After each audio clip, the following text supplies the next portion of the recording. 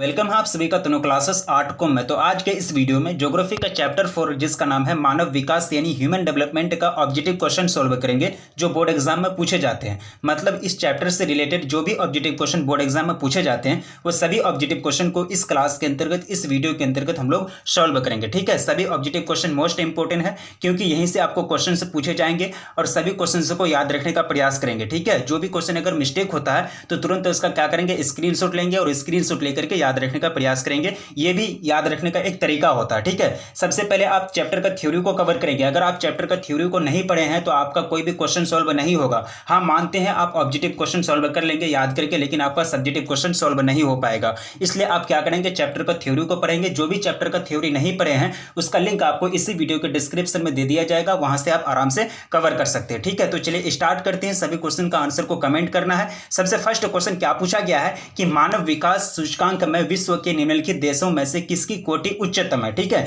2019 और 20 में यह क्वेश्चन पूछा गया है एनुअल एग्जाम में। ठीक है, तो मानव विकास सूचकांक यानी एचडीआई रिपोर्ट यानी ह्यूमन डेवलपमेंट इंडेक्स क्या करती है कि मानव के विकास के आधार पर सभी देशों को क्या करती है, रैंक देती है, मतलब कोटि देती है। ठीक है, तो सबसे ज्यादा जो रैंक जिसको मिला है, मतलब सबसे ज्यादा उच्चतम कोटि जो मिला है वो किसको मिला है, नॉर्वे को मिला है। ठीक है, यानी ऑप्शन आपका क्या हो जाएगा, ए बिल्कुल राइट आंसर हो जाएगा फर्स्ट नंबर क्वेश्चन का। अब देखिए नेक्स्ट क्वेश्चन आपका ऊपर पूछा गया है सेकंड नंबर क्वेश्चन में कि डॉक्टर महबूबुल हक कहाँ के निवासी थे, यानी डॉक्टर महबूबुल हक मूल निवासी कहाँ के थे।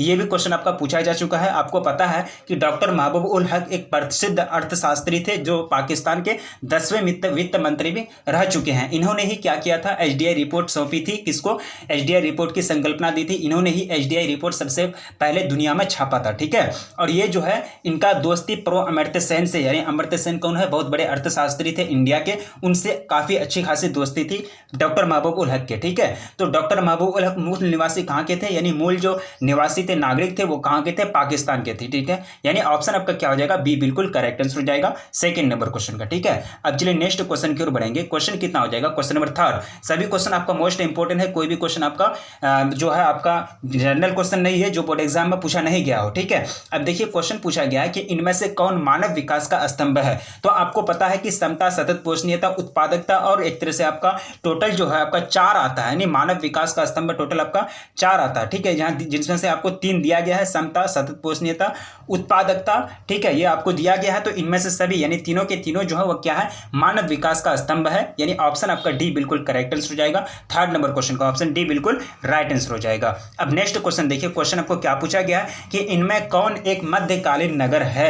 मध्यकालीन नगर किसको बोलेंगे, जिसका विकास मध्यकाल में हुआ है उसको क्या बोलेंगे, मध्यकालीन नगर बोलेंगे। यह क्वेश्चन 2020 का बोर्ड मॉडल पेपर में सेलेक्ट हुआ था। देखिए सभी क्वेश्चन से मोस्ट इंपोर्टेंट है। देखिए आपको प्रूफ दिया जा रहा है कि कौन सा क्वेश्चन कब पूछा गया है, कौन सा क्वेश्चन कहां सेलेक्ट हुआ है, कौन सा क्वेश्चन एनुअल एग्जाम में पूछा गया है, ये सारा चीज आपको बताया जा रहा है। ठीक है, ताकि आपको एक तरह से पता चले कि एग्जाम में कैसा क्वेश्चन पूछे जाते हैं। अब देखिए क्वेश्चन कह रहा है कि इनमें कौन एक मध्यकालीन नगर है, वह नगर जिसका विकास मध्यकाल में हुआ है उसको क्या बोलेंगे, मध्यकालीन नगर बोलेंगे। तो यहाँ जो आगरा है, आगरा का विकास मध्यकाल में हुआ था, इसीलिए इसको क्या कहते हैं, मध्यकालीन नगर कहते हैं। यानी ऑप्शन आपका क्या हो जाएगा, ए बिल्कुल राइट आंसर हो जाएगा फोर्थ नंबर क्वेश्चन का। अब नेक्स्ट क्वेश्चन देखिए, क्वेश्चन आपका 5 पूछा गया है कि मानव विकास सूचकांक 2005 के संदर्भ में विश्व के देशों में भारत की निम्नलिखित में से कौन सी कोटि थी। यानी 2005 में जो एचडीआई रिपोर्ट छापा गया, हर साल एचडीआई रिपोर्ट छापा जाता है। ठीक है, एचडीआई रिपोर्ट हर साल पब्लिश होती है, प्रकाशित होती है। उनमें से सभी देश का रैंक आगे पीछे जाता है। जो देश अगर ज्यादा विकास कर लेता है एक साल के अंतर्गत तो उनका रैंक आगे चल जाता है, ऊपर चल जाता है, यानी उसको अच्छा रैंक मिल जाता है। जिनका देश अगर पीछे चल जाता है, मानव विकास अगर वहां का और भी ध्वस्त हो जाता है तो उसको रैंक और भी नीचे चल जाता है, मतलब वो और भी मतलब उसको कम नंबर मिलता है। ठीक है, तो ये 2005 में जो छापा गया था, एचडीआई रिपोर्ट प्रकाशित हुआ था, तो उसमें भारत को जो स्थान मिला था, यानी भारत की जो रैंक थी, कोटि थी, वो क्या थी, तो 126 पता है ना आपको, 126 तो 126 थी। वैसे भी 126 2005 में। ठीक है, यानी सॉरी मिस्टेक हो गया, 127 यानी एक तरह से 127वां स्थान था। कितना, 127वां स्थान था। यानी ऑप्शन आपका क्या हो जाएगा, सी बिल्कुल राइट आंसर हो जाएगा 5वां नंबर क्वेश्चन का। ठीक है, अब नेक्स्ट क्वेश्चन देखेंगे, क्वेश्चन नंबर कितना हो जाएगा 6।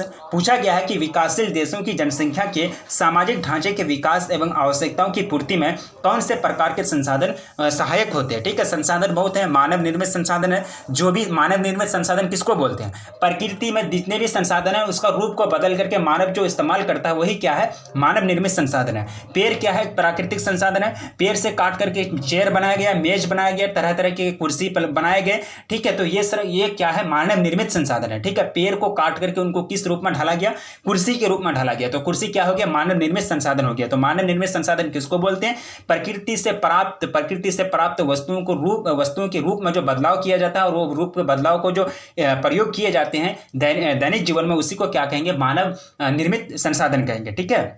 देखिए प्रकार, यहां पे आपको क्या पूछा गया कि विकासशील देश तो आपको पता है भारत क्या है, विकासशील देश है। विकासशील देश वैसा देश होते हैं जो विकास करता है, मतलब पूरा तरह से तरक्की नहीं किया है, पूरा तरह से डेवलपमेंट नहीं किया है। भारत ले लीजिए, नाइजीरिया ले लीजिए, ठीक है, ये क्या है, विकासशील देश है। अमेरिका, जापान, ये क्या है, विकसित देश है।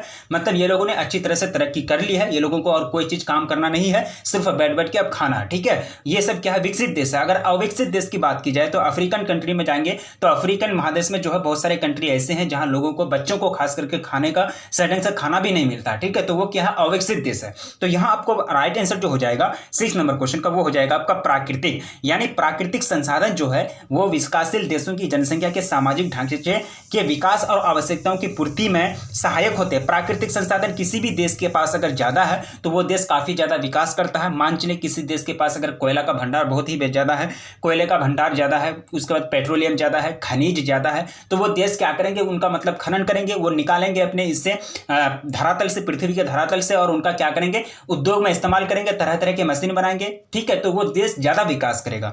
जिस देश के पास प्राकृतिक संसाधन की अगर कमी होती है तो उनको खरीदना पड़ता है, जैसे कि भारत के पास कच्चे तेल की कमी है तो जिसके कारण अरबियन कंट्री से खरीदना पड़ता है, ठीक है। अब चलिए नेक्स्ट क्वेश्चन आपका क्या हो जाएगा, क्वेश्चन नंबर 7 पूछा गया है, काफी सिंपल और आसान क्वेश्चन है कि निम्नलिखित में कौन सा देश विकासशील देश है। मैंने अभी जस्ट बताया आप लोगों को विकासशील देश किसको बोलते हैं और विकसित देश किसको बोलते हैं और अविकसित देश किसको बोलते हैं। विकासशील देश वैसा देश जिसको जो विकास कर रहा है, जस्ट मैंने अभी एग्जांपल लिया था भारत और नाइजीरिया का, ठीक है। तो नाइजीरिया आपका यहां दिया हुआ है, तो नाइजीरिया क्या हो जाएगा, राइट आंसर हो जाएगा, यानी नाइजीरिया क्या है, विकासशील देश है। ऑप्शन आपका क्या हो जाएगा, सी बिल्कुल राइट आंसर हो जाएगा 7 नंबर क्वेश्चन का, ठीक है। अब नेक्स्ट क्वेश्चन देखा जाए, क्वेश्चन आपका 8 क्या पूछा गया है, काफी सिंपल और आसान क्वेश्चन है। देखिए आप लोग कमेंट करते हैं, सारा कमेंट हम देखते हैं, आप लोग जो भी कमेंट करते हैं लाइव सेक्शन में कमेंट करते हैं या फिर आपका कमेंट सेक्शन में आता है तो वहां भी हम कमेंट देखते हैं। आप लोग कमेंट करते हैं, सारा चीज का रिव्यू होता है। आप अगर कोई क्वेश्चन करते हैं उनका आंसर दिया जाता है, ठीक है। जो भी क्वेश्चन आपके मन में है तो प्लीज क्वेश्चन करेंगे, आंसर दिया जाएगा, ठीक है। अब देखिए क्वेश्चन क्या पूछा गया है कि निम्नलिखित में कौन मानव विकास के मूलभूत क्षेत्र हैं। मानव विकास के मूलभूत क्षेत्र कैसा क्षेत्र है, मतलब जो मानव विकास को ज्यादा प्रभावित करता है, मानव विकास को ज्यादा मतलब कारगर करता है, उसको क्या बोलेंगे, मानव विकास के मूलभूत क्षेत्र बोलेंगे, ठीक है। जैसे कि स्वास्थ्य हो गया, संसाधन, शिक्षा, उपयुक्त सभी। अब देखिए यहां आपको राइट आंसर क्या लगाना है, तीनों हो जाएगा। क्यों, क्योंकि मानव अगर अच्छा तरह से विकास करना चाहेगा तो उनके लिए स्वास्थ्य जरूरी होता है। मानव अच्छे रहेंगे, स्वस्थ रहेंगे, जीवन मतलब अच्छा खासा रहेगा, हष्ट पुष्ट रहेंगे, कोई चीज का बीमारी नहीं होगा, कोई तरह का बीमारी नहीं होगा, रोग नहीं होगा, तभी वो क्या कर पाएगा, विकास कर पाएगा, ठीक है। बिल्कुल स्वास्थ्य चाहिए, मानव विकास के मूलभूत क्षेत्र हैं स्वास्थ्य। उसके बाद आता है संसाधन, यानी उनके पास संसाधन होनी चाहिए, खाने के संसाधन होनी चाहिए, रहन सहन के घर द्वार होनी चाहिए, ठीक है। तो उनके पास संसाधनों की कमी नहीं होनी चाहिए, ठीक है। जिसके कारण मानव अगर विकास करना चाहेगा अच्छा तरह से तो उनके पास संसाधन की कमी नहीं होनी चाहिए, जिसके कारण संसाधन को भी मानव विकास के मूलभूत क्षेत्र में रखा गया है, ठीक है। अब देखिए तीसरा बहुत बड़ा चीज है ये, तीसरा एजुकेशन यानी शिक्षा की बात की जाए, जब तक आदमी के अंतर्गत शिक्षा नहीं दिया जाता है, जब तक आदमी के मस्तिष्क में शिक्षा का ज्ञान नहीं दिया जाता, जब तक आदमी के मस्तिष्क में शिक्षा की अवधारणा नहीं फिट की जाती है, तब तक वो एक सिर्फ और सिर्फ क्या है, जंगली या फिर उसको क्या बोल सकते हैं, आदि मानव बोल सकते हैं, ठीक है। वो एक सिर्फ प्राणी कहलाएगा, वो क्या कहलाएगा, प्राणी कहलाएगा, जीवित प्राणी कहलाएगा, ठीक है।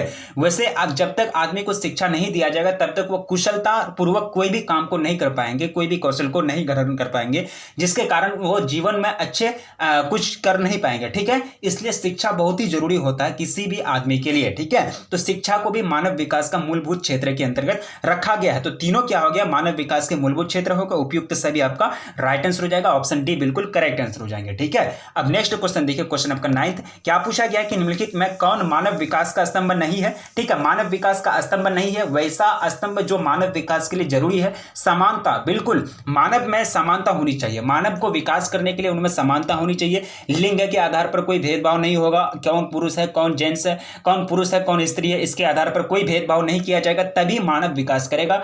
लिंग के आधार पर, जाति के आधार पर, धर्म के आधार पर, काले गोरे के आधार पर अगर वहाँ अगर भेदभाव किया जा रहा है तो वहाँ मानव विकास नहीं होगा। ठीक है, यानी जाति के इसके आधार पर, मतलब रंग काले गोरे के आधार पर अफ्रीकन कंट्री में, अमेरिका में हुआ था, जिसके कारण वहाँ विकास नहीं हो पाया। ठीक है, अभी अभी ये भेदभाव खत्म हुआ है, फिर भी अभी भी कभी कभी आंदोलन होता है। अमेरिका वगैरह में जाएंगे तो वहाँ काले और गोरे लोगों में कभी कभी हो भी जाता है फाइट। ठीक है, तो यहाँ जो है समानता बहुत जरूरी है मानव विकास के लिए, जिसके कारण समानता यानी इक्वलिटी को मानव विकास का एक स्तंभ यानी पिलर के रूप में माना गया है। ठीक है, अब देखिए सततता, यानी सततता का मतलब होता है रेगुलरिटी, यानी सततता का मतलब होता है कोई भी क्षेत्र में अगर विकास कर रहे हैं तो उसमें रेगुलर होनी चाहिए। ठीक है, ये नहीं कि आज कोई क्षेत्र में विकास कर लिए 10 साल के लिए फिर ठप बैठा दिए वो काम को, ये नहीं कि कोई रोड को बना रहे हैं, ठीक है, कोई रोड मतलब सरकार के द्वारा, गवर्नमेंट के द्वारा बनाई जा रही है, फिर वो 10 साल के लिए वो रोड का काम को रोक दिया गया, ये नहीं, ऐसा नहीं होना चाहिए। सततता है मतलब रेगुलर काम होनी चाहिए, तभी विकास होगा, तभी मानव क्या होगा, विकास होगा। ठीक है, मानव में विकास होगा, ये भी क्या है, मानव विकास का एक स्तंभ है। अब देखिए उत्पादकता, ठीक है, उत्पादकता भी होनी चाहिए देश में। उत्पादन यानी जो भी उत्पादकता है, प्रोडक्टिविटी होती है, यानी कोई भी सामान बनाने का जो एक तरह से कैपेसिटी होती है वो भी होनी चाहिए, तभी क्या होगा, मानव विकास होगा। तो तीनों के तीनों देखिए, अब यहाँ क्या मानव विकास के स्तंभ नहीं है, ये तीनों हो जाएंगे। अब देखिए जनसंख्या, जनसंख्या कोई चीज का काम है, जनसंख्या सिर्फ जनसंख्या आपको दिया है तो इससे क्या मतलब बनता है, कुछ मतलब नहीं बनता है। तो यहाँ इसका जो करेक्ट आंसर हो जाएगा 9th नंबर क्वेश्चन का, वो हो जाएगा आपका पॉपुलेशन, यानी जनसंख्या जो है एक प्रकार का मानव विकास का स्तंभ नहीं माना जाएगा। ठीक है, यानी ऑप्शन डी आपका राइट आंसर हो जाएगा 9th नंबर क्वेश्चन का। अब देखिए क्वेश्चन आपका 10 क्या पूछा गया, आपको पता है कि एचडीआई रिपोर्ट का जो रेंज होता है वो 0 से 1 के बीच होता है। क्या होता है, 0 से 1 के बीच होता है। अब देखिए 0.8 जो है वो क्या है, 0.8 जो है वो 1 से छोटा है ना, 0.1 1 से छोटा है। तो यहाँ 2005 की रिपोर्ट के अनुसार विश्व के कितने देशों में मानव विकास का स्तर जो है 0.8 से ज्यादा था, 0.8 से ज्यादा, मतलब लगभग 0.8 से बीच से लेकर 1 तक। ठीक है, मतलब 0.8 से ज्यादा और 1 से कम कितना देशों का था, ये चीज आपको बताना है। तो यहाँ जो करेक्ट आंसर हो जाएगा वो हो जाएगा आपका 57 देश, टोटल कितना, 57 देशों का जो है एचडीआई रिपोर्ट जो था, एचडीआई जो रैंक था 0.1 से ज्यादा था। ठीक है, 0.8 से ज्यादा था, ग्रेटर देन 0.8, यानी ऑप्शन आपका सी बिल्कुल राइट आंसर हो जाएगा 10th नंबर क्वेश्चन का। अब नेक्स्ट क्वेश्चन देखिए, क्वेश्चन नंबर 11 पूछा गया है, काफी सिंपल और आसान क्वेश्चन है कि निम्नलिखित में कौन सा देश उच्च मानव विकास वाला नहीं है। उच्च मानव विकास वाला देश कौन नहीं है, यहां देखिए अर्जेंटीना, जापान, मिस्र। उच्च मानव विकास, ये तो मानव विकास में तो उच्च मानव ये तो टॉप है, नॉर्वे तो टॉप किया है, यानी एचडीआई रिपोर्ट में सबसे पहले इन्हीं को रैंक मिला है।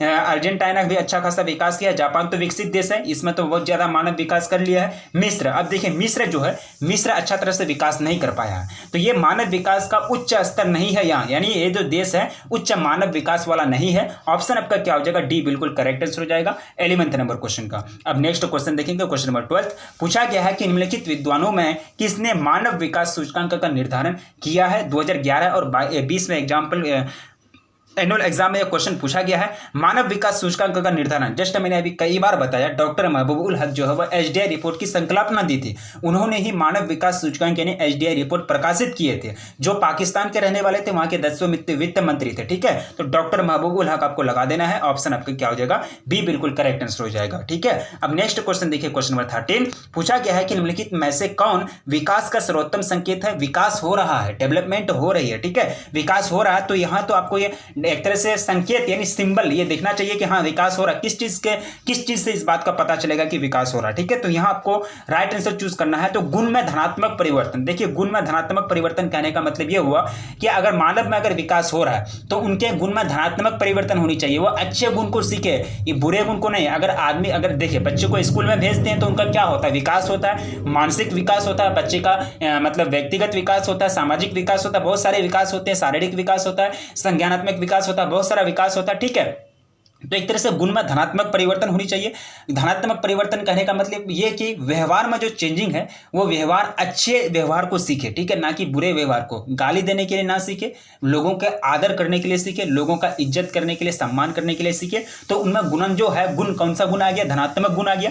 धनात्मक गुण में परिवर्तन ही क्या कहलाएगा, वो एक तरह से विकास का सर्वोत्तम संकेत कहलाएगा। ठीक है, यानी ऑप्शन आपका डी बिल्कुल करेक्ट आंसर हो जाएगा 13 नंबर क्वेश्चन का। अब नेक्स्ट क्वेश्चन देखिए, क्वेश्चन नंबर 14 पूछा गया है, काफी सिंपल और आसान क्वेश्चन है कि भारत में वर्ग 1 के शहर या नगर की जनसंख्या होती है, यानी वर्ग 1 पहला वर्ग में जो शहर या नगर होती है तो उसमें जनसंख्या 1 लाख से अधिक होता है। कितना होता है? 1 लाख से अधिक। ऑप्शन आपका ए बिल्कुल करेक्ट आंसर हो जाएगा 14 नंबर क्वेश्चन का। अब नेक्स्ट क्वेश्चन देखिए, क्वेश्चन नंबर 15 पूछा गया है कि इनमें से कौन विद्वान मानव विकास सूचकांक से संबंधित है? कौन विद्वान मानव विकास से संबंधित है? ठीक है, मानव विकास सूचकांक से संबंधित है। ठीक है, तो 15 देखिए अमर्त्य सेन, ये भी क्या थे? मानव विकास सूचकांक से संबंधित थे। ऑप्शन आपका ए बिल्कुल राइट आंसर हो जाएगा। अब देखिए नेक्स्ट क्वेश्चन, सड़क किस भूमि उपयोग वर्ग में आती है? सड़क जो है किस भूमि उपयोग वर्ग में आती है, ये चीज आपको बताना है। गैर कृषिगत भूमि, वन भूमि, या फिर बंजर भूमि, या फिर प्रति भूमि। तो सड़क के बारे में बात की जाती है तो ये तो आती है गैर कृषिगत भूमि। गैर कृषिगत भूमि वैसी भूमि जिसमें कृषि नहीं की जाती है। तो सड़क में कृषि खेती किया जाता है कि सड़क तो चलने के लिए होता है, गाड़ी चलता है उसमें। ठीक है, तो सड़क किस प्रकार की भूमि के अंतर्गत आएगा, या फिर सड़क किस भूमि उपयोग वर्ग में आती है? तो गैर कृषिगत भूमि के अंतर्गत आती है। ऑप्शन आपका ए बिल्कुल करेक्ट आंसर हो जाएगा 16 नंबर क्वेश्चन का। अब नेक्स्ट क्वेश्चन देखिए, क्वेश्चन कह रहा है कि निम्नलिखित में कौन पूर्व मध्य रेलवे का मुख्यालय है? पूर्व मध्य रेलवे का हेडक्वार्टर जो है वो कौन है, वो आपको बताना है। 2018 में यह क्वेश्चन पूछा गया था। तो हाजीपुर, ठीक है, इसका जो हेडक्वार्टर है हाजीपुर है। हाजीपुर में देखिए टोटल आपको मतलब टोटल जोन में बांटा गया है। पूरा रेलवे डिपार्टमेंट को, रेलवे क्षेत्र को जोन में बांटा गया है, टोटल जोन में बांटा गया है। तो एक जोन आपका क्या है? पूर्व मध्य रेलवे। ठीक है, पूर्व मध्य रेलवे मंडल, इसका हेडक्वार्टर मुख्यालय है हाजीपुर में। ठीक है, अब नेक्स्ट क्वेश्चन देखेंगे। क्वेश्चन पूछ रहा है कि निम्नलिखित राज्यों में किसमें विजयनगर लौह इस्पात केंद्र अवस्थित है? विजयनगर लौह इस्पात केंद्र अवस्थित है कौन सा राज्य में? आंध्र प्रदेश, तमिलनाडु, कर्नाटक या फिर छत्तीसगढ़? तो विजयनगर लौह इस्पात केंद्र जो अवस्थित है ये है कर्नाटक में। किसमें? कर्नाटक में। ठीक है, यानी ऑप्शन आपका सी बिल्कुल करेक्ट आंसर हो जाएगा 18 नंबर क्वेश्चन का। अब नेक्स्ट क्वेश्चन देखेंगे, बोकारो इस्पात केंद्र किस राज्य में स्थित है? बोकारो इस्पात केंद्र की बात की जाती है। यह भी क्वेश्चन 2017 में पूछा गया था। बोकारो इस्पात केंद्र जो है यह आता है झारखंड में। किसमें? झारखंड में, यानी 19 का आपका क्या हो जाएगा? और ऑप्शन सी बिल्कुल करेक्ट आंसर हो जाएगा। ऑप्शन सी बिल्कुल राइट आंसर हो जाएगा 19 नंबर क्वेश्चन का। बोकारो इस्पात केंद्र किस राज्य के अंतर्गत? झारखंड राज्य के अंतर्गत आते हैं। झारिया कोयला क्षेत्र किस राज्य के अंतर्गत? झारखंड। झारिया झारखंड, ये भी कहां आते हैं? झारखंड के अंतर्गत आते हैं। झारिया कोयला क्षेत्र किस राज्य में स्थित है? तो ये झारखंड के अंतर्गत स्थित है। आपको पता है कि झारखंड में सबसे ज्यादा कोयला पाए जाते हैं। ठीक है, अब नेक्स्ट देखिए, जमशेदपुर किस प्रकार का नगर है? तो जमशेदपुर में आपको जमशेदजी टाटा, यानी वहाँ एक तरह से स्टील, यानी जो आपका ये स्टील है, एल्यूमिनियम है, वहाँ का फैक्ट्री, वो चीज़ का फैक्ट्री है। तो जमशेदपुर जो है किस नगर के नाम से जाने जाते हैं, या फिर जमशेदपुर किस प्रकार का नगर है? तो ये जो नगर है ये एक प्रकार का औद्योगिक नगर है, क्योंकि वहाँ उद्योग काफ़ी ज़्यादा है, लौह इस्पात उद्योग काफ़ी ज़्यादा विकसित कर गए हैं जमशेदपुर में, जिसके कारण उसको क्या कहा जाएगा? जमशेदपुर को औद्योगिक नगर कहा जाएगा। ये क्वेश्चन 2017 में पूछा गया था। ऑप्शन आपका ए बिल्कुल करेक्ट आंसर हो जाएगा 21 नंबर क्वेश्चन का। अब नेक्स्ट क्वेश्चन देखिए, क्वेश्चन नंबर 22। क्वेश्चन पूछा गया है कि निम्नलिखित में से कौन सा राज्य नरोरा नाभिकीय ऊर्जा संयंत्र से संबंधित है? नरोरा नाभिकीय ऊर्जा संयंत्र कहाँ है? तमिलनाडु, उत्तर प्रदेश, महाराष्ट्र या फिर आपका केरल में? ठीक है, तो नरोरा नाभिकीय ऊर्जा संयंत्र जो है यह आपका उत्तर प्रदेश में। कहाँ है? उत्तर प्रदेश में नरोरा नाभिकीय ऊर्जा संयंत्र स्थापित है। ऑप्शन आपका बी बिल्कुल करेक्ट आंसर हो जाएगा 22 नंबर क्वेश्चन का। अब देखिए क्वेश्चन नंबर 23, कौन सा शहर तमिलनाडु का मैनचेस्टर कहलाता है? तमिलनाडु का मैनचेस्टर के नाम से कोयम्बटूर को जाने जाते हैं। कोयम्बटूर जो है तमिलनाडु का क्या है? मैनचेस्टर है। ऑप्शन आपका क्या हो जाएगा? ए बिल्कुल करेक्ट आंसर हो जाएगा 23 नंबर क्वेश्चन का। तो ये सभी क्वेश्चन से मोस्ट इंपोर्टेंट है। जितने सारे क्वेश्चन को हम लोगों ने इस चैप्टर के अंतर्गत सॉल्व किया, मतलब मानव विकास ह्यूमन डेवलपमेंट ज्योग्राफी का चैप्टर 4 सारा ऑब्जेक्टिव क्वेश्चन को हम लोगों ने सॉल्व किया। जो भी ऑब्जेक्टिव क्वेश्चन इस चैप्टर से रिलेटेड आपको बोर्ड एग्जाम में पूछे जाते हैं वो सभी ऑब्जेक्टिव क्वेश्चन मोस्ट इंपोर्टेंट है, इसलिए आप लोग सभी क्वेश्चन को याद रखने का प्रयास करेंगे। कोई भी क्वेश्चन आपका मिस्टेक होती है तो तुरंत उसका क्या करेंगे? स्क्रीनशॉट लेंगे और स्क्रीनशॉट लेकर के याद रखने का प्रयास करेंगे। ठीक है, और आपसे लास्ट में विनती की जाती है कि वीडियो को अभी तक लाइक नहीं किए हैं तो प्लीज वीडियो को लाइक कर देंगे, क्योंकि वीडियो बनाने में काफी मेहनत लगती है। चैनल पर पहली बार विजिट करें तो प्लीज चैनल को सब्सक्राइब कर लेंगे, क्योंकि चैनल पर पूरी तरह से आपको तैयारी कराई जाती है। हर एक सब्जेक्ट की तैयारी कराई जाती है, हर एक सब्जेक्ट की थ्योरी, हर एक चैप्टर का theory plus subjective question plus objective question भी कराए जाते हैं। जो भी आपका बोर्ड मॉडल पेपर का क्वेश्चन होता है, जो भी आपका मार्केट में मॉडल सेट, मॉडल पेपर या फिर गैस पेपर जो भी आता है, वो सारा चीज आपको सबसे पहले इस चैनल के माध्यम से प्रोवाइड की जाती है। ठीक है, तो इसलिए चैनल को सब्सक्राइब कर लेंगे, अपने दोस्तों में प्लीज एक बार जम करके शेयर कर देंगे। तो मिलेंगे फिर नेक्स्ट क्लास में, तब तक के लिए जय हिंद।